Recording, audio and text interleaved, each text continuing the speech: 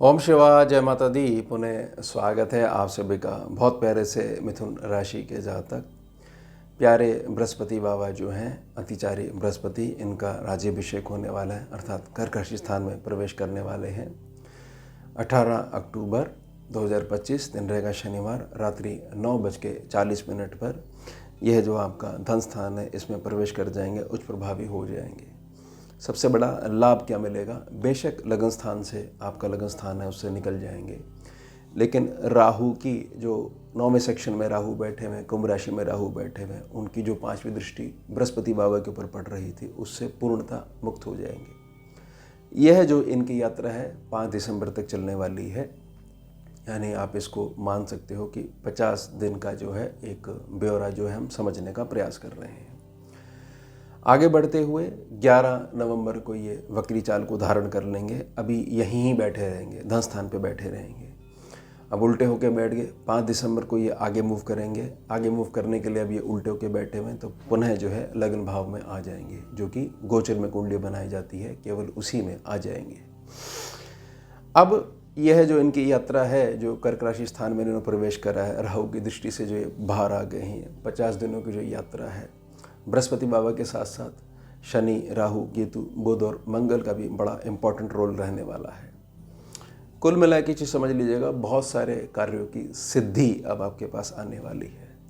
लेकिन पुनः प्रार्थना रहेगी, हम केवल जो 5 कार्य हैं जो कि होने ही होने हैं, किसी भी प्रकार से अब कोई ताकत उनको रोक नहीं सकती है। आपका मंगलकारी समय जो है वो आकर खड़ा हो चुका है, तो केवल हम उसी की चर्चा करेंगे।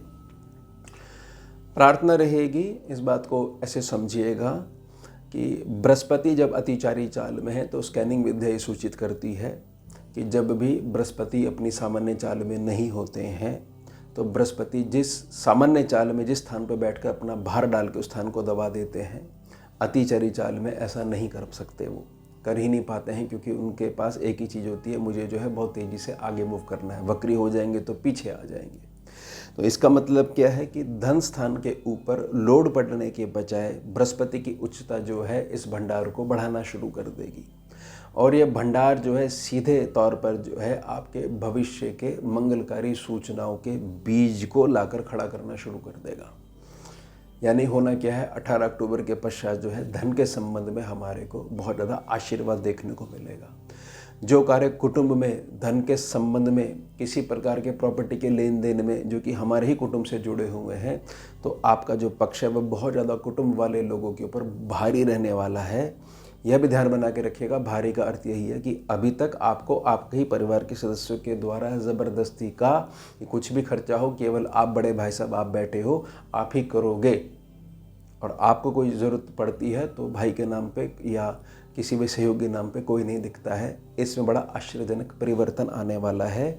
आपका निजी सम्मान जिसको अब तक ठेस पहुंचती आई थी, बृहस्पति बाबा पुनः दिलवाने वाले। यह है पहला कार्य। ध्यान बना के रखिए, क्योंकि केतु तीसरे भाव में है, सिंह राशि है आपके तीसरे स्थान में, तो केतु की 12वीं दृष्टि इनके ऊपर पड़ रही है। अब केतु की 12वीं दृष्टि के प्रभाव से अतिचारी बृहस्पति की उच्चता धन भाव के प्रभाव से जहाँ जहाँ इनकी दृष्टि जाएगी उसमें केतु का सहयोग जरूर होगा। यानी कि जो स्थान जो जिसकी मैं चर्चा करूँगा, बाकी जो 3 कार्यों की सिद्धि के लिए मैं प्रार्थना करूँगा, वहाँ पर आपका हृदय जहाँ जहाँ दुखा है वहाँ के संबंध में केतु की दृष्टि जो है वो आपको न्याय दिलवाएगी, खराब नहीं करेगी, क्योंकि केतु अलर्ट मोड में है। समझ जाइए, क्योंकि अतिचारी बृहस्पति है, ये सामान्य बृहस्पति नहीं है। बृहस्पति का बड़ा तीखा रूप है, इससे शनि तक जो है घबरा जाते हैं कि भाई ये बताइए ये क्या चीज़ है।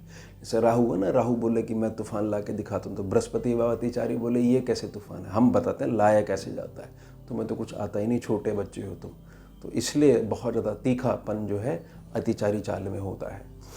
अब सबसे पहले समझिए, जहाँ पर बुध और मंगल बैठे हुए हैं, वृश्चिक राशि है। अभी तो ये कुंडली में बनाया गया है, लेकिन ये 24 तारीख को बुध यहाँ पर आएंगे वृश्चिक राशि में तुला से निकल के, और 27 तारीख को मंगल यहाँ पर आएंगे। यह जो स्थान है आपके उन कर्जों का स्थान है जो कर्म के रूप में अब तक आपको परेशान करते आए हैं।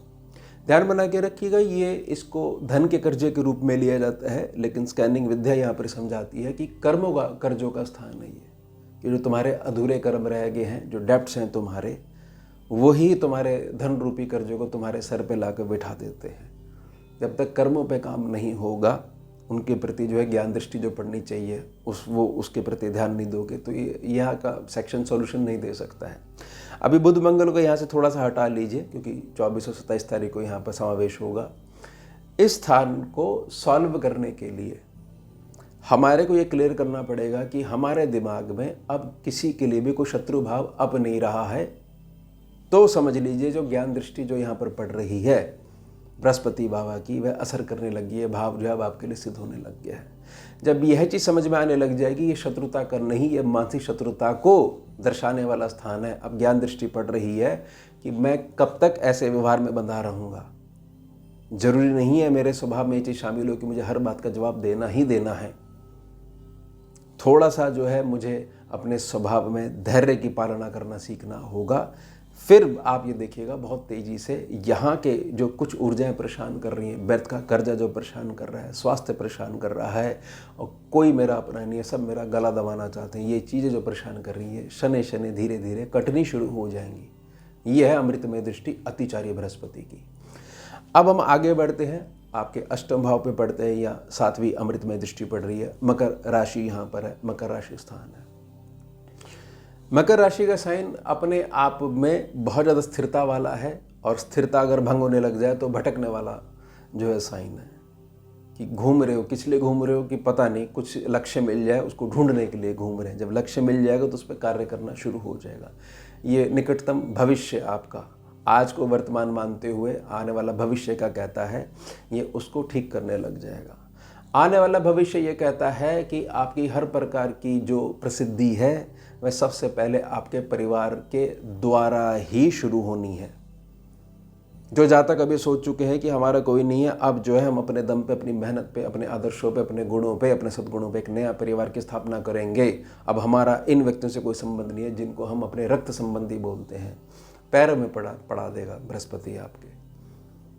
ये क्या चीज़ समझा रहा है, ये हमारे को ये जो मकर राशि स्थान है इस पर पड़ने वाली दृष्टि जो है ये चीज़ समझाने का प्रयास कर रही है। तो बिल्कुल भी अपने हृदय में कोई भाव रखने की ज़रूरत नहीं है कि हमारे साथ कभी भी कुछ अच्छा नहीं हुआ है। हमारे को जो अपनों ने कुछ साथ दिया होता तो कुछ हम आगे बढ़ पाते, आज हमारी कुछ दशा अलग होती, तो दुर्दशा बनी हुई है। ये सब चीज़ों का जो है निपटारा होने वाला है। मीन राशि जहाँ पर पड़ रही है, आपका कर्म क्षेत्र है। शनि बाबा यहाँ बैठे हुए 9वीं अमृत में दृष्टि बृहस्पति बाबा की दूसरे भाव से बैठकर जो है यहाँ पर डाल रहे हैं। कर्म क्षेत्र में जिन भी जातकों का ये स्वभाव है, बड़े ध्यान से समझिएगा, जो अपने व्यापार में है या जॉब में है, जिन भी जातकों का अपने कर्म क्षेत्र में यह स्वभाव है कि देखिए किसी का भला नहीं हो पाए कोई बात नहीं, लेकिन बुरा नहीं होना चाहिए। कई बार हमारे को अपनी ये आदत जो है बड़ी चुभती है, क्योंकि वह ये दिखा देती है, ये समझा देती है कि ये जो आदत है इस कलयुग में तुम पैदा हुए, ये बिल्कुल इसके विपरीत तुम्हारी है। तो मतलब सतयुग में पैदा होना चाहिए था, कहाँ तुम ये आके फंस गए यहाँ पर। ध्यान बना के रखिएगा, जैसे झूठ जो होता है उसके पैर जो बड़ी तेज़ी से भागते हैं, सत्य सरलता से धीरे धीरे चलता है और व्यापकता में फैल जाता है। झूठ जो है एक ही लाइन में भागता है।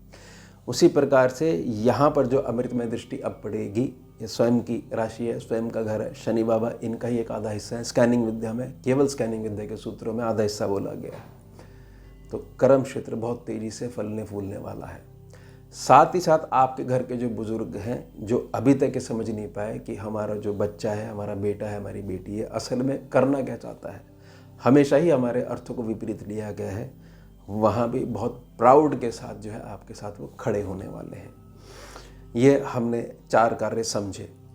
5 कार्य हम 2 प्रकार से समझेंगे। पहले समझेंगे बुध और मंगल को। बुध और मंगल यहाँ पर आ रहे हैं। ध्यान बना के रखिएगा कि क्रोध को थोड़ा सा आपको त्यागना पड़ेगा। क्रोध अगर नहीं त्यागते हो तो व्यर्थ में जो ये वायदे कर देते हो, प्रॉमिसेस करके आ जाते हो, इसमें वचन में घिर जाते हो, फंस जाते हो, अगला व्यक्ति आपको फंसा लेता है। जिसका जो कर्म है वह अपना कर्म भोग रहा है। आप अगर वह कोई दिशा मांगने आया है तो केवल दिशा सूचित करिए, उसको गोदी में उठा के वहाँ पर छोड़ के मत आइएगा। यही आपकी सीधी प्रकृति, इसलिए आपके गले की फांस बन जाती है। लेकिन ये ध्यान बना के रखिएगा, बुध और मंगल जब भी इकट्ठे होते हैं तो वह स्थान थोड़ा सा हिलता ज़रूर है। क्योंकि उस स्थान की चिंताएं हम अपने सर पे लेने लग जाते हैं। लेकिन अब जो है अमृतमय दृष्टि के संपर्क में बुध और मंगल हैं, आपसी शत्रुता तो नहीं होने वाली है। इसको ना स्कैनिंग विद्या में बोलते हैं भाई सनक चढ़ गई, बुध और मंगल एक साथ आ गए। तो यह जो सनक है, यह सनक अब आपका रूपांतरण करवाएगी, लेकिन घर से बहुत दूर जाकर।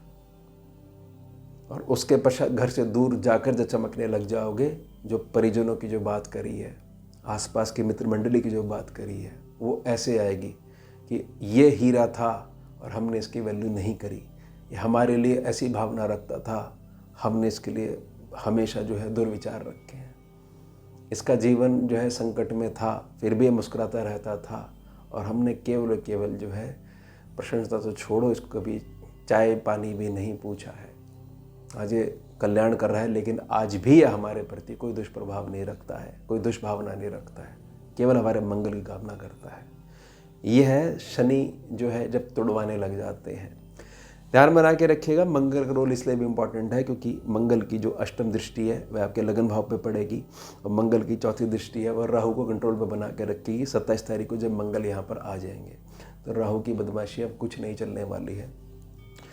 किसी प्रकार से आपको अगर बहुत ज़्यादा मानसिकता में कुछ ये लगता है कि नहीं मेरे को चैन नहीं मिल रहा है, कितना भी आप ज्ञान दे लो, तो एक छोटा सा मैं आपको उपाय बता रहा हूँ। स्कैनिंग विद्या का बड़ा सुंदर मीठा उपाय है। भारतीय देशी गौ माता को जल पिलाइए, उनका झूठा जल हो जाएगा वो, और वह जो पानी है उसको छान के बॉटल में ले आइए, रोज़ 1-2 ढक्कन निकालिए, और जो नहाने वाला जो पानी है, स्नान वाला जल उसमें मिलाइए। तुरंत प्रभाव से जो राहु जो भाग्य स्थान पे बैठे हुए हैं ये शांत होना शुरू हो जाएंगे। अब थोड़ा सा मीठी मीठी बातें हो गई, कुछ थोड़ा सा ध्यान भी रखना चाहिए, ज़्यादा मीठा नहीं होना चाहिए। शनि और केतु की सम्मिलित दृष्टि आपके सप्तम भाव पे धनु राशि पर पड़ रही है। केतु की 5वीं दृष्टि और शनि बाबा की 10वीं दृष्टि जो यहाँ जो मीन राशि में बैठे हुए हैं। शनि और केतु की युति जब भी होती है, जातक बहुत आराम से तो रह नहीं सकता है, लेकिन शनि और केतु जब जातक समझ जाता है इन ग्रहों की वैल्यू, या जिस स्थान को देख रहे हैं उस स्थान की अगर वैल्यू समझने लग जाता है, तो इसे समझ लिए जातक जो है केवल सिद्धि और प्रसिद्धि ही कमाता अपने जीवन में।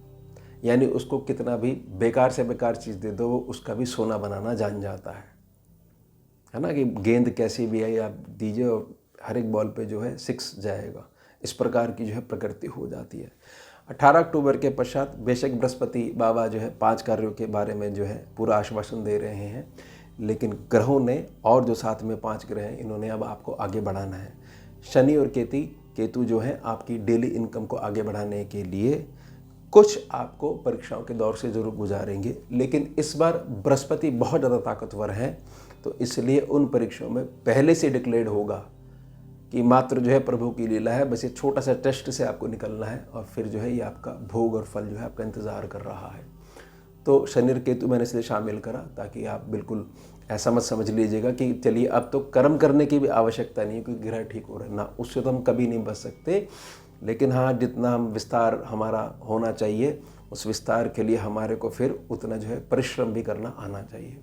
तो यह हो गया हमारा उत्तम विषय। मिलते हैं आपसे अगले भाग में नए विषय के साथ। जुड़िए और जोड़िए। ओम शिवा, जय माता दी।